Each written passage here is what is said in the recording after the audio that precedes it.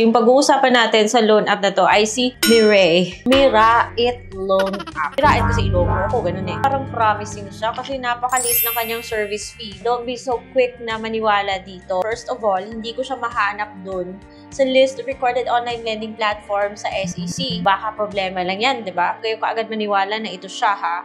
Kasi hindi mo talaga nalalaman yung isang loan app hanggat sa hindi mo nabigay yung information mo. Sa huli mo nang na-realize na parang nagkamali ako dito. So, marami akong gustong i-share sa inyo regarding sa loan app na to, kaya hindi ko sasayangin yung oras nyo sa pagbigay ng kung ano-ano mga announcements dyan. Kung kilalanin mo na yung loan app na to, keep watching.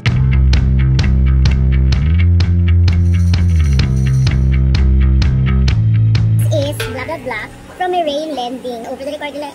Anong lending to? Mirai or Mirait Lending basta yun. So, sinabi niyang upload, binabaan ko siya guys ng telepono dahil nabulit ko nung hapong yon. Hinilip ko kung okay to si Mirai. Welcome back to my channel. So, I give you realistic expectations about loan apps, guys. So, kung hindi pa kayo subscribe sa channel ko, subscribe na kayo dito. Get to the point, si Mirait Loan App yung ating pag-uusapan. Nakala ko okay siya kasi nung in-applyan ko siya, pagkatapos siyang i-download sa App Store, is parang, grabe napakalit ng service fee niya. Pero na-reject ako, guys. Charot. Reject. Kaya pala ang daming galit sa kanya. I-display niyo yung lahat ng nag-review sa kanya at may mga galit.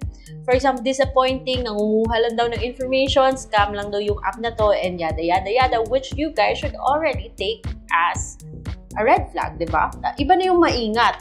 Next, pumunta ako ng SEC para ma-check kung rehistrado ba to. Kasi sinasabi niya doon na rehistrado daw siya. May registration number pa siya. Oo, rehistrado siya kasi andun po siya sa list of lending companies. Pero yung platform niya ay hindi po kasama doon sa list of recorded online lending platforms. Kaka-problema nga tayo sa mga loan apps na andun. Ano pa kaya kung wala doon, di ba? May office yata to sa Iloilo. Kita ko doon sa kanyang privacy policy. Baka, yung mga taga-Visayas dyan. Paning ako kaya yun, nakukonclude ko yung mga ganyan. But of course, hindi ako sure. Ganyan. Kaya guys, wag munang padalos-dalos. Wag nyo munang i-download to si Mirai Loan App. Kasi baka magsisi ka lang. Kasi kahit na yung sinasabi niyang 4.4 star siya, pero hindi naman lahat ng nagbigay ng star sa kanya is natutuwa, diba? Pag may nagsabi na something negative, dapat red flag na yan sa atin. Pero nasa inyo pa rin yan, kung gusto nyo magpatuloy. Konting ingat lang po. So, sinasabi niyang easy apply, pero hindi naman. Quick loan, disclosure of fees daw. Oh, disclosure of fees. Pero during the application process, nung sinabit mo yung loan, di mo muna makikita yan. Sabi, ito, bakit nandun naka-display yung kanyang service fee interest? Pero nung sinabit ko yung aking application, wala, service fee lang. Too good to be true, ha? Make sure lang talaga na buo, pinag-aralan natin yung isang loan app bago tayo magpatuloy. Quick review, quick din ako ni-reject. Kaya yun. Kaya nga sabi ko sa inyo guys, panoorin nyo yung speeches ko dahil ako na yung nag-aksaya muna ng panahon para kasi malay nyo, baka ganun din yung sa inyo. Sinubukan ko siya ha, kaya yun. 24/7 service daw, enhanced privacy protection. Increase your limit, fulfill more of your needs. May mga hihingin siyang permissions. Para makapag-start ka ng application process nyo, syempre hihingi nyo yung phone number mo at walang password dito, kailangan mo lang mag-OTP. I-click mo yung get OTP at pag nalagay mo yung OTP at pag-click mo ng sign in, ayun, boom, nakapasok ka na sa app. At meron na naman siyang bago na namang mga overview na pinapakita. Ilang beses di ba magpakita to? Fast payment, flexible payment, mga ganon. Inilip ko kung pwede mag-delete ng account dito. Wala kang option to delete. Kaya, Pero siya yung sinasabing calculation ng service fees niya daw is up to 400 pesos. But sometimes, hindi mo talaga malalaman yan hanggat hindi ka na-approve, diba? Kaya dito sa baba, nakita ko yung CS number niya. Pero wala siya dun sa list of recorded online lending platforms kahit na nasa SEC siya. Pero mas gusto ko talaga na nasa list of recorded online lending platform yung isang loan app. Meron siyang office dun sa Iloilo. Mas malapit din. Kaloka, nakakatakot. Pero may office din siya sa Pasig. Personal information yung hihingin is province of residence, city of residence, residential address, postal code, educational level, marital status, ayun. At mga living conditions, number of children, at i-click mo lang yung continue kung gusto mong magpatuloy. Pagkatapos, i-click mo yung profession and how long you've been working here. So, kahit nasabihin mong student, ganun pa rin yung tanong niya, how long have you been working here? At yung monthly salary mo. Ganun siya. So, just click continue at hihingi po siya ng tatlong contact information tsaka yung email mo. Pag-isipan nyo nung mabuti kung sino-sino yung may ilalagay nyo dito kasi may isa tayong viewer or may isang naglagay ng review doon na tumatawag daw siya sa contact list nyo. Heads up. Pa-survey siya sa credit standing mo. Nasa inyo na kung gusto nyo, ano yung isasagot nyo dito bago nyo i-click yung continue.